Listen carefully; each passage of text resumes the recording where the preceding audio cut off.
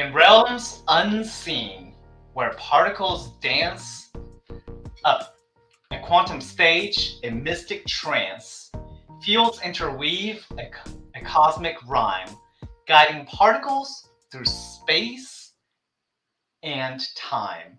Beneath the cloak of quantum veils lies a truth that science hails.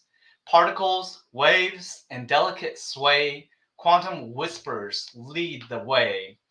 Infinite canvases of fluctuation, breeding particles in jubilation, feels alive in perpetual song, unveiling secrets as they belong. Electrons hum with vibrant might, quarks and gluons in quantum flight, bosons carrying fundamental lore, a symphony of forces forevermore. Through voids and realms they intertwine, a dance unseen yet so divine. Infinite energy, a boundless sea, mysteries of creation set souls free.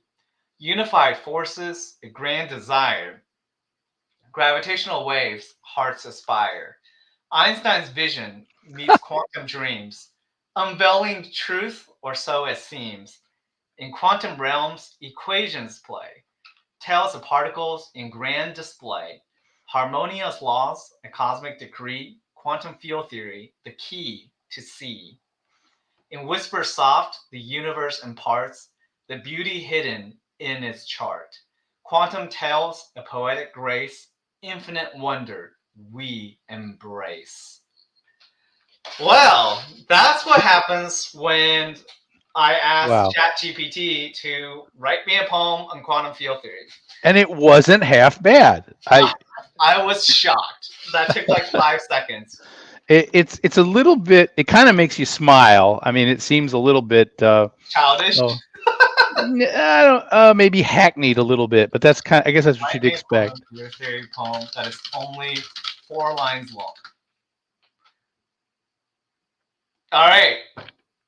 Okay, just for giggles, I'm gonna read this one. In fields of numbers, equations ignite, particles waltz in quantum flight, harmonic dance in unseen attire, nature's secret in quantum choir. Wow, that was actually spectacular. I liked it. Yeah. So, but who is this? Wait. What are we doing? What is this? And furthermore, like, what is this? That's probably a What better is this? story, right? And who is this person in the background? All right, well, you know what? Let's do this one step at a time. SG2 on Space, the only weekly space show. Hopefully you're watching it. YouTube.com/ishinga/streams, and you can find it right there. This is the latest SG2 on Space episode. Obviously, if you're listening to this live, you know it's the latest. If you're listening to it in the future, like 10,000 years from now, it may not be the latest. Since I say that at the beginning of every episode. If you're watching this live, it's the latest. All right. So, episode 193, we're going to talk about quantum field theory. Who is we? Well, this guy. Hey, Shen. Dr. Leonard Kramer with wrong direction, sir. See? Right hand points. Yeah, no. Right hand Whatever. actually, my right hand pointing left points right on the screen. Oh, on my screen. yeah. So I guess we need a little bit of supersymmetry here. So exactly. So, funny that you're already throwing these words out there. But so this is before I go on, definitely going to say this is SG2 on Space, only weekly space show with your host Shinga and Dr. Leonard Kramer. And this is episode 193. Yep. And I have to say, one way you can support the show that we keep this going for so long. We just skipped 1 week last week due to mutual conflicting times and Leonard not feeling well and me getting in a biking accident. It was a crazy week last week. I have to tell you that. I don't know how else to describe it. So, but hey, support the show, patreon.com/SG2 on Space, because as far as I know, this is the only weekly space show that's just been going on for at least 2-3 years now. It's insane. And thank you to our current supporters and past. Okay, so like Kyle Baker and Sam Welsh, thank you guys. You've been supporting the show for at least half a year now. Tim Rawl, that was my producer for like over a year, maybe 2 years. So thank you for that. And so with that said, I'm going to leave this ticker on the bottom running and just start asking Leonard questions because he's a quantum field theory guy. Yeah. Ask me some questions. What do you want? First of all, what do you want to talk about? Well, this is a topic that you brought up in terms of the fact that, we talk about quantum mechanics, we have, but all the time, but we don't really talk about quantum field theory, probably because like the when I hear the words field theory, but I don't know, it just sounds intimidating maybe. So instead of so what exactly is it? Let's just start with that. Yeah, so I guess what we want to talk about is what are things made of? In other words, what is all of this? And we can talk about, like, historically, like in ancient times, people had ideas about there were a few Greeks that had these ideas about atoms, right? But they didn't know what they were. Even though they kind of guessed right, we really can't give them very much credit. I think one of them was a fellow named Democritus and Lucretius. But really, in the 19th century is when this is the quantum field theory guy. It was in the 19th century when we developed the periodic table of the elements, and people were very interested in, categorizing all the substances, all the different elements. And so by the end of near the end of the 19th century, people thought that atoms were all that there were. But it's a big mess. It's like if you ever look at the periodic table of the elements, there's there's all elements. What? I said, sorry. It definitely looks like a mess. I remember having to try to memorize all of it.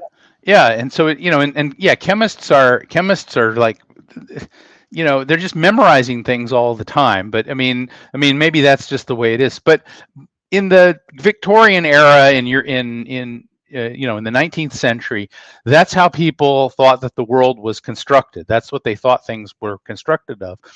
And along came, we talked about J.J. Thomson, and in the late 19th century, about 1897, in England, or was it England, or maybe it might have been Scotland. I'm not sure. I think it was England. He discovered the electron, and he presented that, and people thought, I think some people thought that he was pulling their leg, that it was a joke, and it sort of revolutionized everything.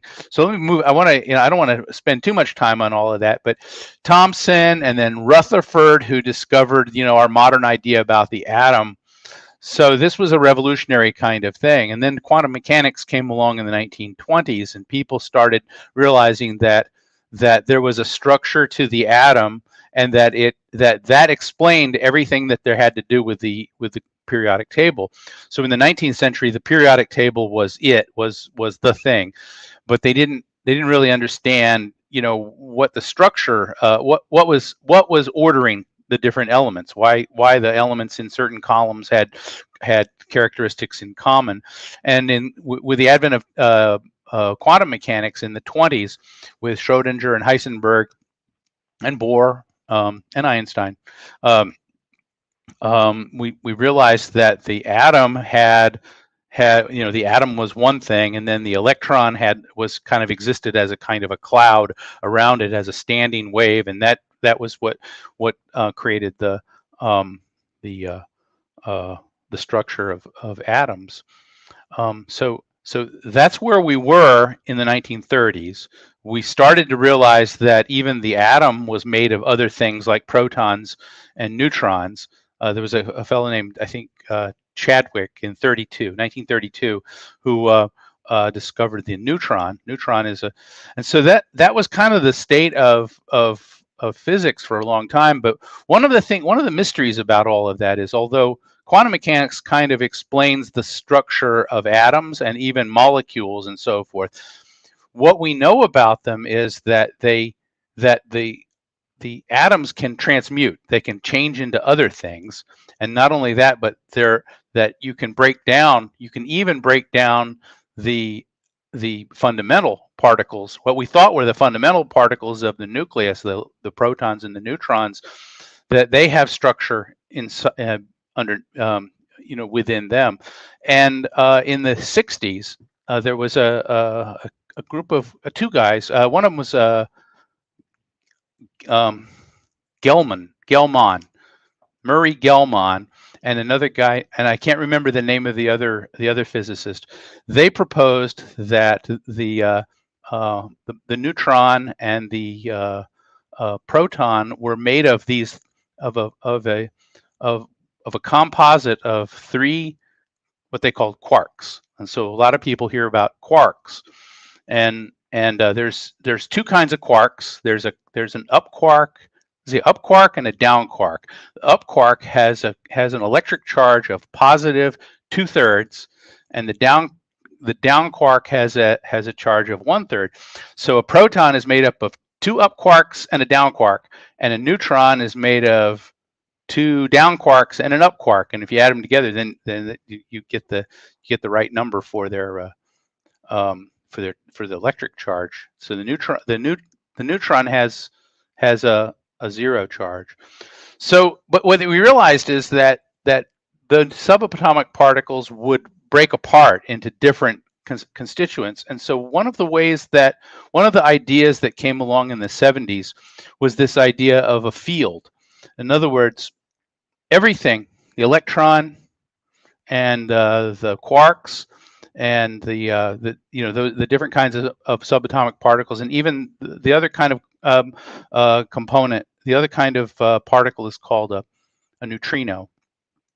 That these are all elements. They're like excited parts of a field, and the field, it's not a field like a farmer's field. It's not like a farm field. You have to think about like a fluid, something like a fluid that permeates all of the universe. And so right. all of the what? I said I can imagine that. Go ahead. So it's like a fluid, and it has little excited bumps on it, or little I don't know what to call them, little waves, little bumps on them. And so each one of the fields, for example, the electron field has manifests excited states and those are the electrons. So the electrons and the positrons can manifest in this field. And likewise, there's a quark field, there's an up quark field, there's a down quark field, there's neutrino fields. And so the physics is talking about how these different particles will excite each other. So an electron can excite the other fields and create new particles. In particular, for the electron field has a mediating particle that transmits energy between between different electrons. So that's what we would call a photon. So all of these particles that I talked about. So let me summarize. Everything in the universe that is massive that we talk about is basically made of these three things: an up quark, a down quark, and electron. So now that's not to say that there aren't others. There are other more massive particles, but they don't really contribute anything to the usual mass the usual massive things that we experience in day-to-day life. So and the entire universe. That's the state of that's why we talk about a quantum field. Now the theory is there. You can see one of Feynman's diagrams there to the right. And so this theory, we know it's right because we can actually use the theory to make predictions about one of the famous predictions had to do with the magnetic moment of the electron. And so the theory will allow us to do calculations that will predict and the magnetic moment it's kind of like an electron is like a magnet, and if you put it and it's spinning, has a certain angular momentum to it, and so it will precess around. So there's a parameter called g, little lowercase g, and it's related to the dipole, the magnetic dipole moment of the electron, and it can be measured extremely accurately. And so it's been measured out to something like 10 or 12 decimal places. So if there was no special relativity, the the value would be exactly 2, but the special relativity correction on it using field theory allows a very tedious calculation of this dipole moment parameter, magnetic dipole moment parameter, and it exactly matches the measured value out to 10 decimal places. So it's actually one of the most spectacular agreements between a theory and a measurement that has ever been that I know of. I can't think of anything that is more precisely measured than that. So it really lends a lot of credence to this theory. Likewise, the mass of the proton is something that the field theory folks have been working on, and that requires a whole lot more computing power. And so I think recently the mass of the proton was calculated using this theory. And what I mean is they're not using any measurements. Yeah, this is a classical G ratio. They're not using any. They're using the a priori characteristics of the theory to predict the mass of the proton. Say, I think they still need to know the fine structure constant, which we talked about one time. Okay, so stepping back a second, where is the G factor in this? Well, the G factor is a correction factor for the magnetic moment of the spinning electron. So magnetic moment. So if you put a for an ordinary magnet, if you turn it in a magnetic field, then the force that it will get, the restoring force of the field, like let me see, on a dipole. And I want to talk about magnets, with Michael Faraday. This magnet right here. Yeah. What? Okay. Tell me what to do with it, if anything. Well, we would need a magnetic field, but you could use a compass. Say, if a compass will have a restoring torque on it. Well, that's related to this parameter called magnetic moment, and usually it's mu. They use the word mu there. So this G factor has to do with relativistic corrections to the spin of the electron. And so it's kind of like I really don't want to kind of get into that too much. It's that the fact is that the theory from first principles predicts the magnetic moment to tremendous accuracy.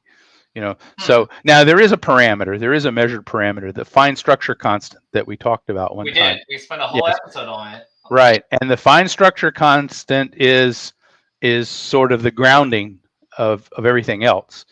So we do need to measure that. We don't have any theory that predicts the fine structure constant, but given the fine structure constant alpha, they call alpha, it's 1/137.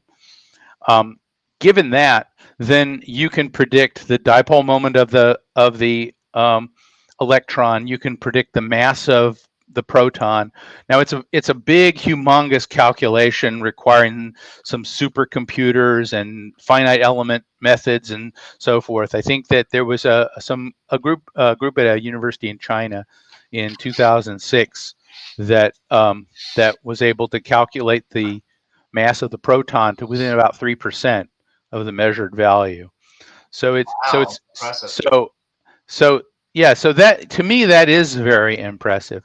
I wanted to go back to Faraday, because actually the roots of this field theory, Michael Faraday was a 19th century scientist he really lived before Maxwell, who we talked about one time, and I think he was like a like a science communicator of his day. He started these Christmas lectures in the Royal Institution.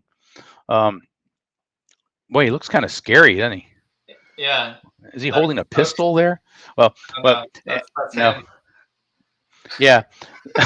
So anyway, he was famous. He was famous for promoting these ideas that there were magnetic fields, right? And that he also had some intuition about it's something that's permeating all of space. And he kind of he it's more than a guess, really, because he actually physically was able to experience the fields. And so the electromagnetic field is one of those fields. That's one of the manifestations of this theory that we're talking about. And it's also believed that space-time is a field. In other words, the space-time of gravity, and so forth. So that's that's kind of what I wanted to say about this. One of the things about the field theory, so I guess we should talk about the Large Hadron um, accelerator in CERN, Switzerland, and the Higgs boson. So, so among all of these massive particles, what they call fermions, there's also bosons, and bosons are the particles that mediate forces between the fields. And so all of the bosons, and the boson and a photon is a boson, the quarks are held together by things called gluons. So and and actually the theory, the physics of how the bosons are held together, and the electron and the neutron, electron and the nucleus are held together. There's some kind of unity of those two. They seem to have the same kind of mathematical form, and indeed, it's believed that in the early universe they were unified. There's another force that's called the weak force, and the weak force is like a really weird one, and that has to do with how neutrinos are held together and so forth. So and I hope I'm remembering this right. So but that's so what I was going to say is one of the fields is the field that gives everything mass.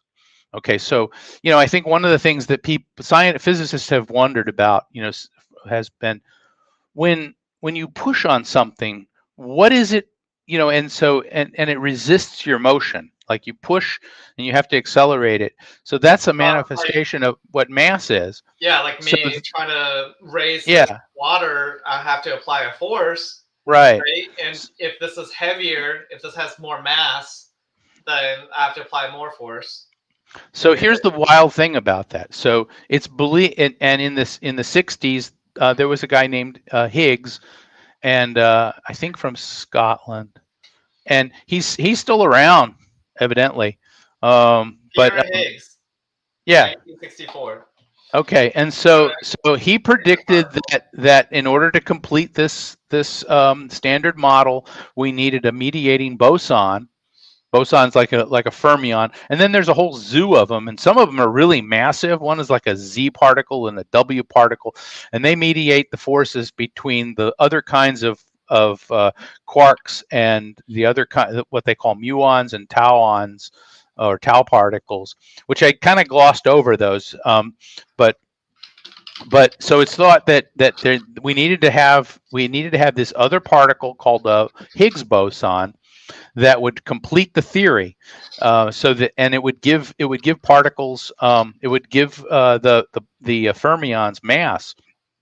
And so the idea is that when something is moving through space, it's moving through the Higgs field, and the Higgs field is exchanging this Higgs boson to give it the manifestation or the experience, or if a particle could experience something, to give it the phenomenon of mass.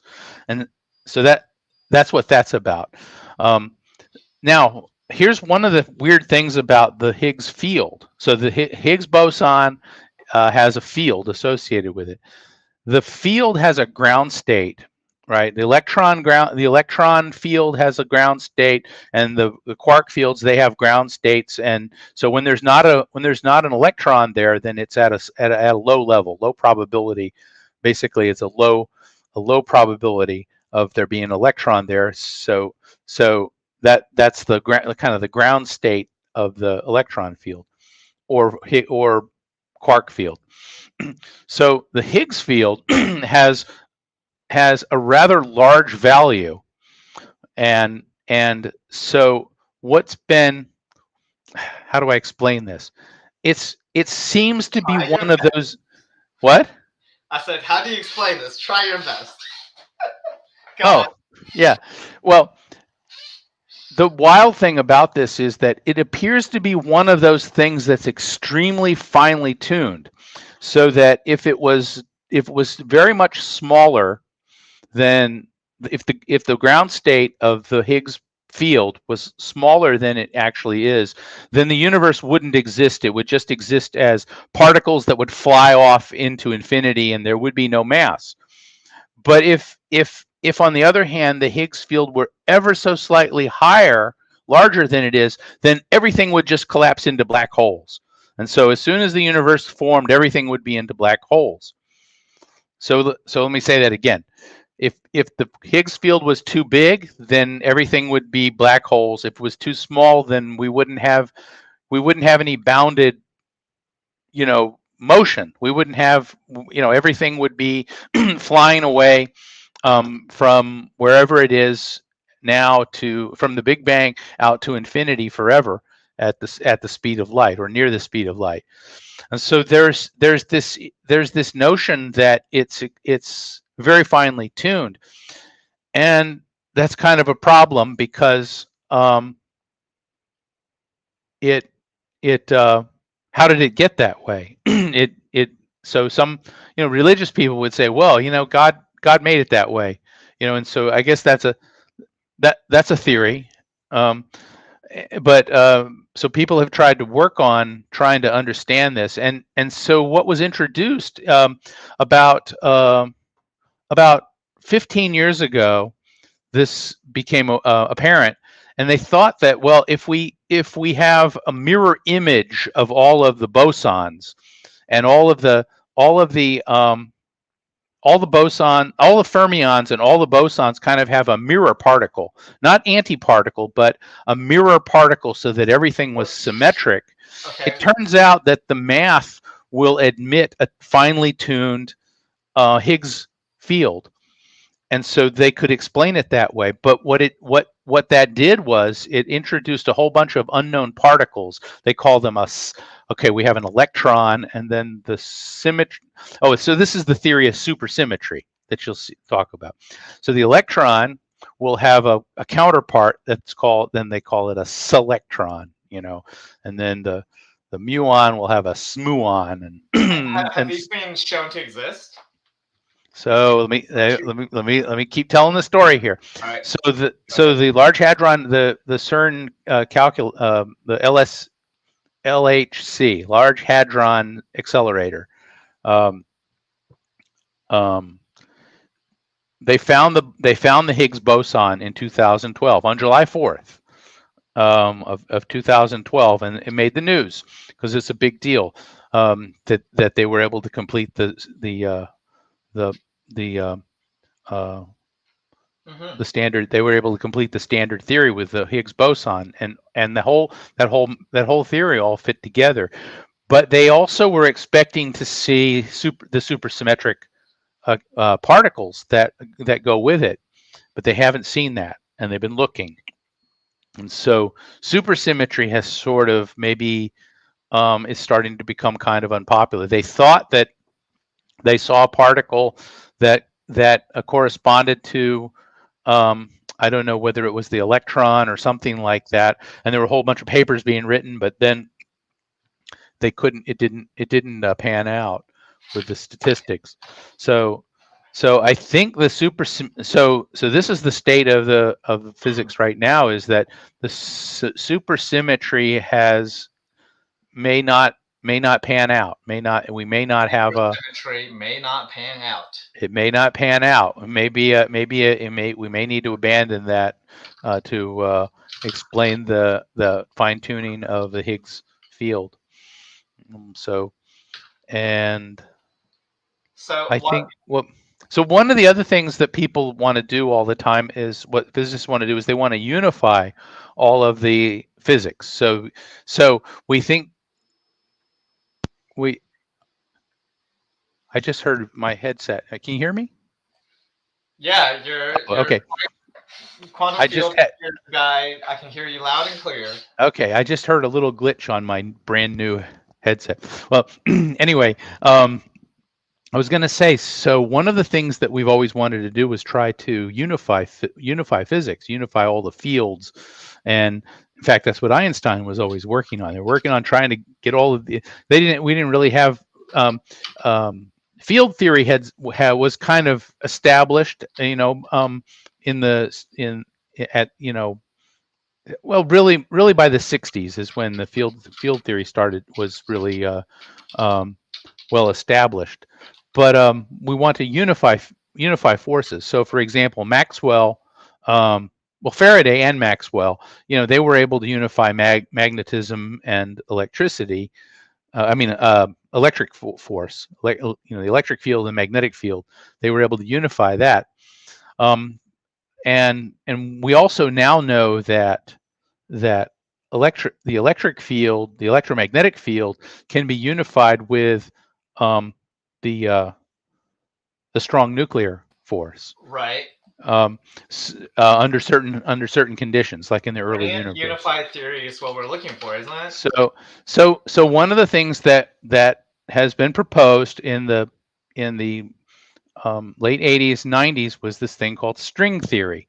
And so what they realized is if you add these extra dimensions, then you have all of these parameters that you can adjust to unify all the forces, including gravity.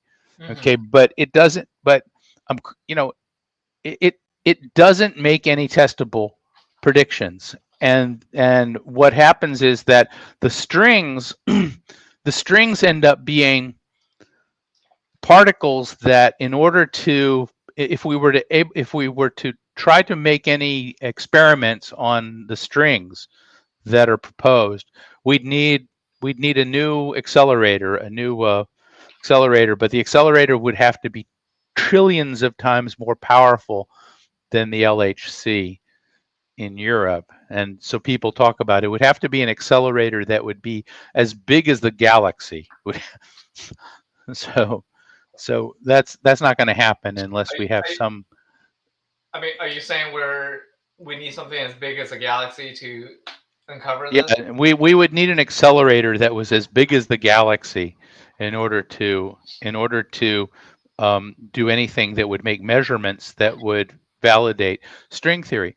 I think I'm not thrilled with string theory.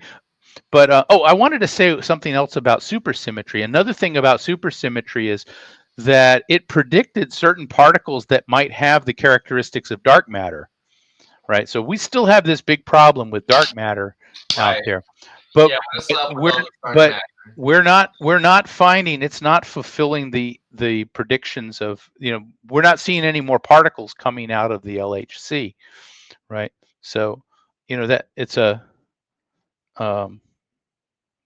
a disappointment, I guess. So, and I wanted to say something about the cosmic background, cosmic microwave background that we've talked about so many times. Yep. There's a lot of wiggles in it. Okay. And so one of the important things about field theory is it predicts that there are these virtual particles that are coming into and out of existence all the time. So, for example, the electron field will produce a positron-electron pair that borrows energy from the present and gives it back in the future, or something like that. That's crazy. And I don't really have I don't understand it anybody understands it quite the way we want to understand it. But this is also the origin of, for a black hole. If you remember, we talked about Hawking radiation. This is the origin of the Hawking radiation, that these particles would come in and out of existence, and they would be right on the edge of either entering the black hole or escaping. Right And there. so That's yeah, on the event horizon. Right? Yeah. Event horizon, some of it escapes, some of it doesn't. Yeah, and I think that's so that seems to be, one of the theories that we have. And then we also have observable something called Casimir effect, which has to do with, if you have two conductors that are in close proximity to each other, then it reduces the degree of freedom, and so two conductors that are very close together will have a pressure that comes from the fact that the quantum fluctuations are sort of eliminated in between the two surfaces, and so there'll be a pressure that will push them together. So that's You're saying two things placed close to each other are actually going to attract each other? Right. And so that's called Casimir effect. Attracting interaction between two uncharged and perfectly conducting plates held a short distance apart. Yeah. Micron. And it's because the quantum fluctuations, the fields can never be stationary, and even in their lowest energy state or unexcited state, they still have this motion, or this undulation, and it exhibits a kind of pressure. One thing I don't quite understand, and what was a question that I haven't been able to get answered, is that, well, if that's true, then that's all in space all the time. And so when light goes through space, it ought to be affected by the quantum fluctuations. But so that's a question that I have. That's something that I don't understand. Are you saying light is not affected by this? For some reason, it doesn't seem to be. Light, the light doesn't. So, and so anyway, so I was going to say about the quantum microwave background is that we have a picture of it. It's like a big fireball that filled the universe in the early times, up to 380,000 years after the Big Bang. And it has some structure to it. It's as we pointed out before, it's very uniformly a black hole. It has, I'm sorry, it's a black body, not black. I misspoke. It has the Planck distribution everywhere you look, but there is some structure in it. So if you get a picture up of the cosmic microwave background, there is some little undulations in it, and that's attributed to the quantum field undulations that were present at the moment of the Big Bang, and they've persisted for 13 billion years and are still visible to us in the images that we see. So you're talking about all these little fluctuations in temperature, right? Right, little fluctuations in temperature, and people have studied this to try to understand. We don't even really know what field it represents, but that structure is attributed to the quantum field fluctuations. So one of the vastest objects in our universe, basically literally the fabric of space-time itself, is right. vast. This is the surface. So of course it's spread out over an oval, but really this is meant to be a sphere. Then we're in the center of the sphere. So this is kind of like been stretched out over a flat surface. So this is the big fireball at the beginning of the universe, and it's spread out. So it's like we're in an explosion kind of, and we're in the center. We're kind of left behind. So the shock front, or the front of the fireball, has spread out, and we're left behind watching And we're watching watching it it, and these patterns over here, these signatures are coming from, you're saying, quantum effects at the beginning of the Big Bang, at the beginning of time, literally. beginning of time. Yeah, That's pretty wild. and Wow. I think it's wild. It's one of the most. And they don't. You say they don't know what field is causing it. I think they don't. I don't think they really know. I mean, what's behind that would be some kind of gluon plasma, and it cooled down enough at the point where we can see it. It becomes transparent, and so we can see right up to that surface, and we can't see beyond it because it's opaque. Um, so anyway, that's all I wanted to say. Well, I mean, it's pretty fascinating. I think it is, yeah. So Structural variations generated by quantum fluctuations of matter in very tiny space has yeah, expanded to the size of the observable universe we see today. yeah. So, You just showed a little video or a little GIF image there. I just put my mouse over this. This is Yeah, yeah. So I think that's a you calculation. see I've seen the that before. quantum chromo.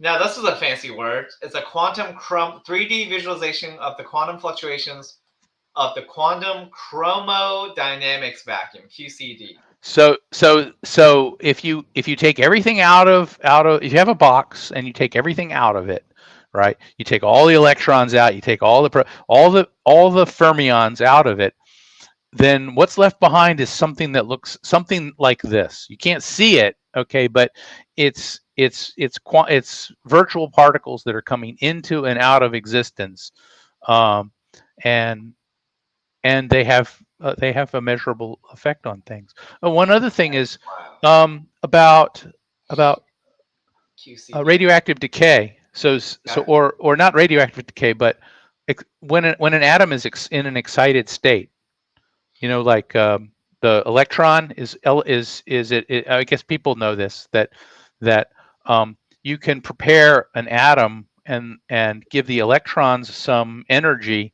through like light or ultraviolet, and the electrons will be in an excited state, and they're stable for some time. At some point, they will exhibit a spontaneous decay, a spontaneous breakdown, and emit light. And it's thought that it's the quantum fluctuations that are stimulating that. Wait. Can you say that again? What Um, electron? so everybody's has the experience with a neon lamp or a fluorescent lamp, Yeah. and so what happens there is that you've prepared a gas and excited the gas into it's in an excited state. In other words, you give you energize the electrons in an atom, say neon, and you raise the electrons up to a higher state. So the outer electrons get raised up to a higher state.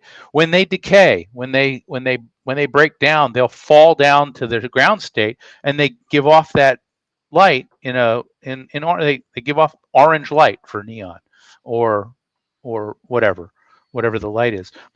Well, when you excite it to the excited state, it decays randomly, but the randomness is somehow associated with the quantum fluctuations. So and that's related also to, you've probably heard of something called light amplification by the stimulated emission of radiation.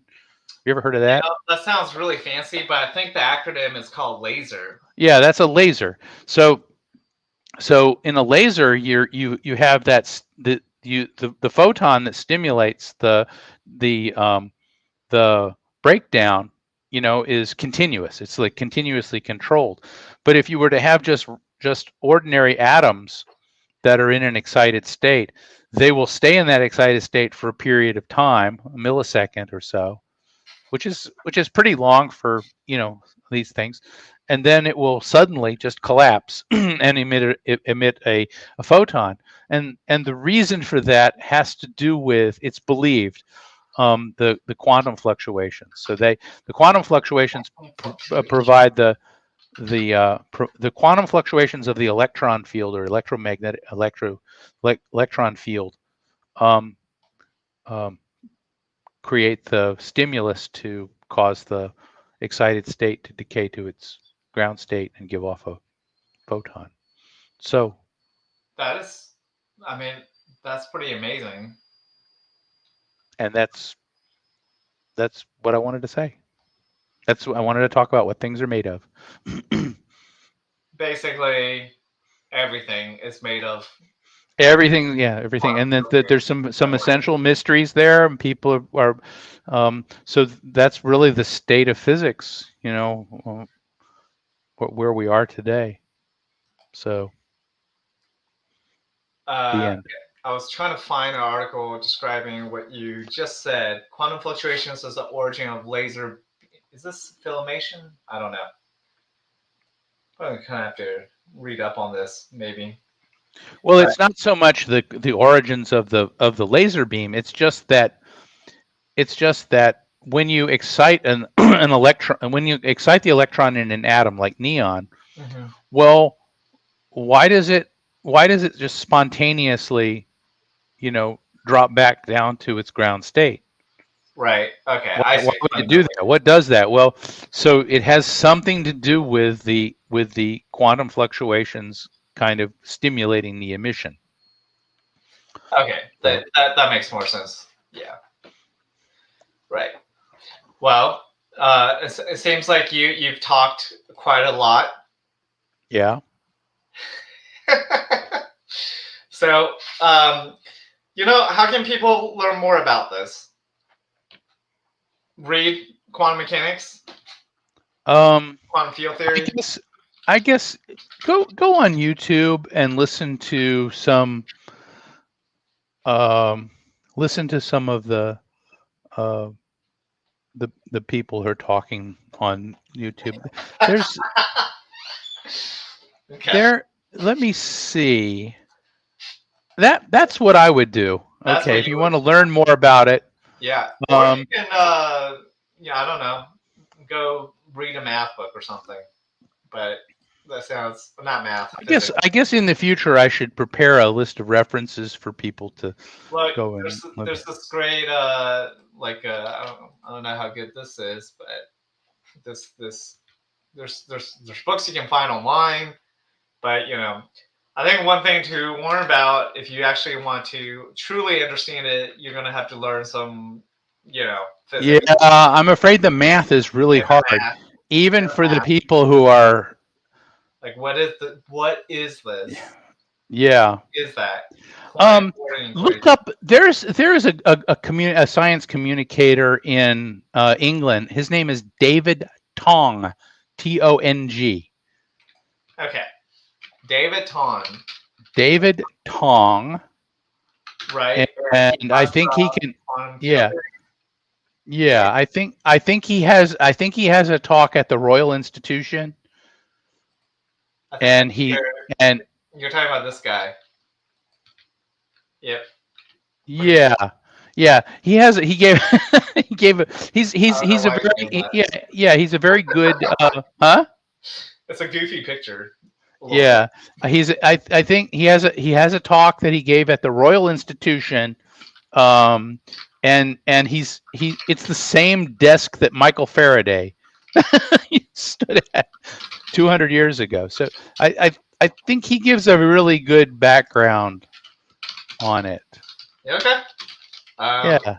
I'm going to say, one thing that we may start doing is providing some, when you do these research, Leonard, or when I do research, most of the time it seems you're the one doing research, or at least for these kinds of topics. We can, talk about like where you got that. Well, I like talking about these things. I like telling people about these things. That must come through. That I'm excited about that. But you're excited about understanding in this situation, in this case, our fundamental nature of our universe and our existence, really. Yeah. But for people who want to find more information, until we do another video on more details on this, you can check out what Leonard said. So with that, Leonard, what else is there to say in this wonderful? Well, don't you usually have some other topic that you like to? But I guess you're not up for that tonight, is that? Oh, what do I talk about? You usually like to talk about aliens or something. We Uh, have some aliens at Axiom. We keep them in. No, I'm not just kidding. so, sure. I mean, let's. You mentioned Scotland earlier, so this is from UFO Casebook. Let's see what we got here. All right, so I'm just gonna. There's no video. What do you think of this picture? Is this authentic? Obviously. All right, so I'm just going to read this. A certified copy of Kevin Russell's photo emerged last year showing a diamond-shaped object in the sky above A9 near Calvin. Kevin Russell is believed to be the author of the Calvin photo. One of the world's biggest UFO mysteries remains unsolved month after investigators said a Scott could hold an important clue. The Daily Record revealed earlier this year that there must be some weird font thing. Anyways, Kevin Russell was a photographer of one of the clearest UFO pictures ever taken. The image taken in 1990. Okay, so when was that? 30 years ago. 33 years ago. 33 years ago in Perthshire, and known as the Calvin photo, was sent to the Ministry of Defense, but disappeared. It remained at the center of mystery after a certified copy of the video emerged last year showing a diamond-shaped object in the sky above the A9 near Calvin. Investigators reveal photographer Kevin's identity and bid to track down the Pitlory Hydra Hotel porter, who they believe can help to solve the mystery of the world's best ever UFO photo. If you say so. Okay. The 100 feet long aircraft was said to have hovered above the A9, so above that thing, the airplane, I guess, for around 10 minutes. I think the A9 is a highway. Oh, is it?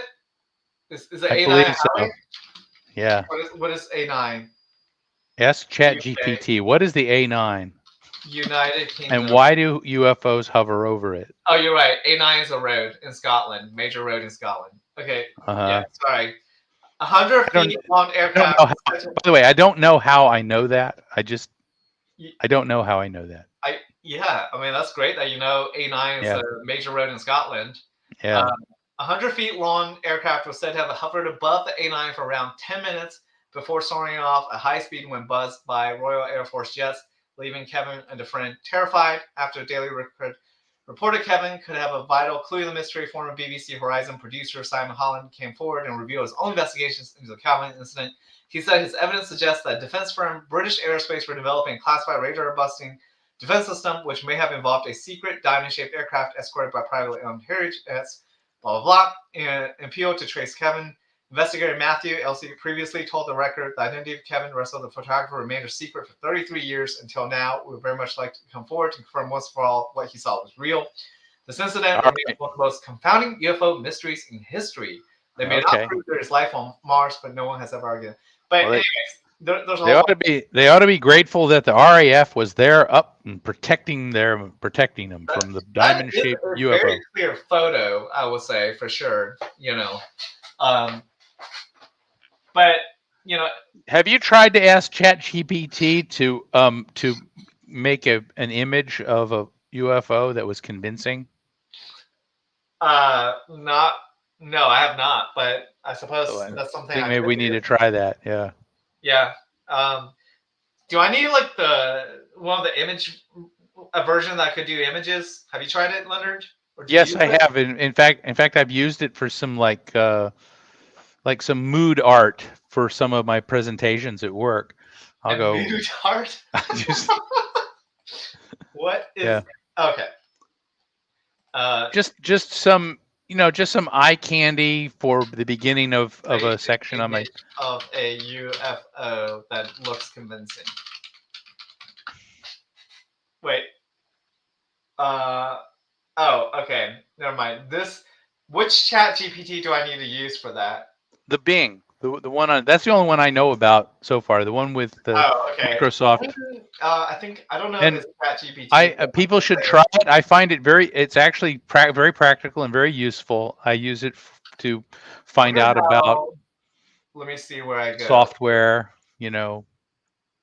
What is a I know I bookmarked this. Where do I go to generate an image? Just type it in the chat field. Oh, like where it says search the web? No, it says ask me anything. Okay. Okay. Bin image generator. I know there's a page.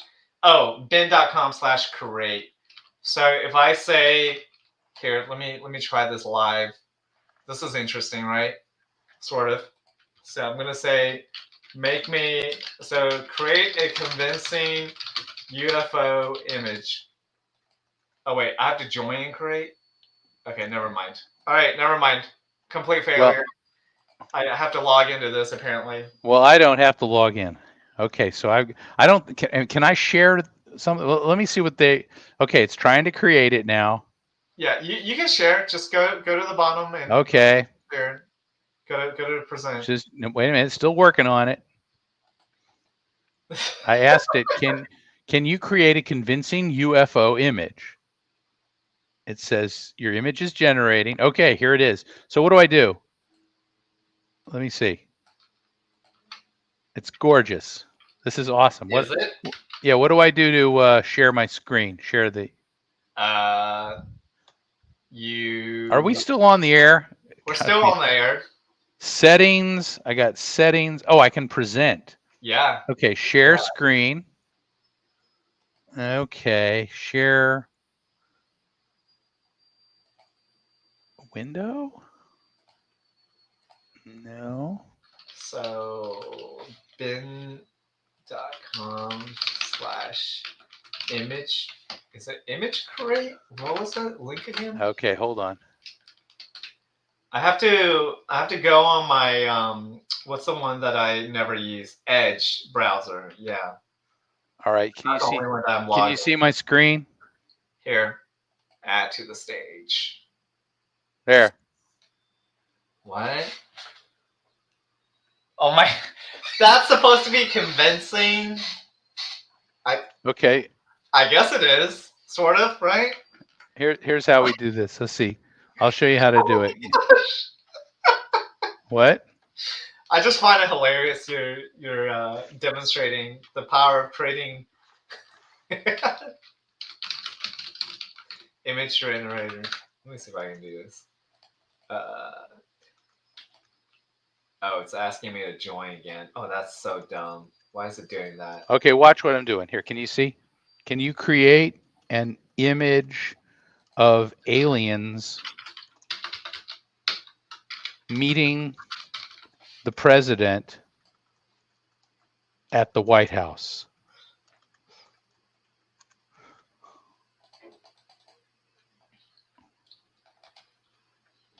All right, here it comes. This is, you see, it's got that status bar where it's going across there. We were unable to create images. Please try another prompt. Okay. Fine. Just create some. Maybe you can just create some aliens. Why are we? This is so funny. Aliens meeting Bigfoot. That's my favorite. The combination. Yeah, let's see what happens. This. What is this? Oh my gosh. I think that's completely doable. I mean, there's plenty of pictures of. I think they didn't want to. This is kind of funny. Just be patient. But there we go. What? Now that's convincing. That is not convincing. What is that? That looks. That's hilarious. Welcome to Earth. Oh my gosh. Right. But you know, you could use this to draw your own comics. Wow.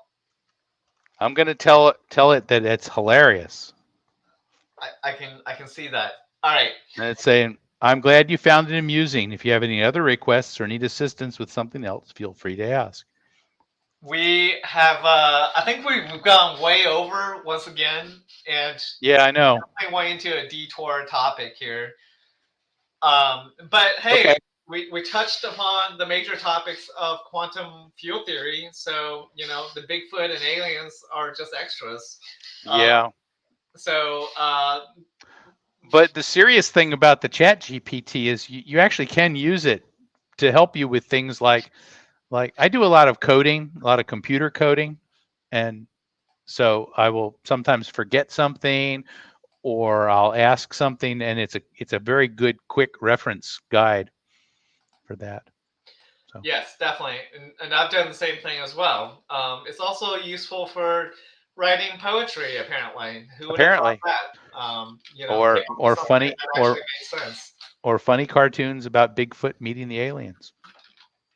Yeah, I mean, if that's what you want to do, then of course. Mhm. So, Okay, all right. we've been on With for an that hour. said, we're gonna have to say look up because you never know what you will see. For some of us, it's a universe and it's all the fields that you actually can't see, but it's there. Yeah, Hence why you exist, right? And all the forces and whatnot. Your your reality is because of these fields. All right. But for other people, who knows? You might see something mysterious. So keep an eye out. yeah. If you ever do, for our audience, do see anything strange up in the sky, please let me know, since I'd be interested. All right. With that said, we will be back next week onto an exciting another topic. Who knows what that would be, right? Yeah, keep looking up or whatever it is we do. And Good apparently, night, the viewer said he saw one in Mexico in 1980. That's interesting. I will talk to Juan. you about that offline later, Juan, since I know who you are. Okay. If you have any evidence. But with that said, we're going to be Good night. good night, namaste. Oh my gosh. Namaste. Shalom. Salam alaikum. And How do you say that in Latin? you would say, I don't know, I forgot. Buonasera. In Italian, it would be buonasera. Or, so, All right. Take care. bye.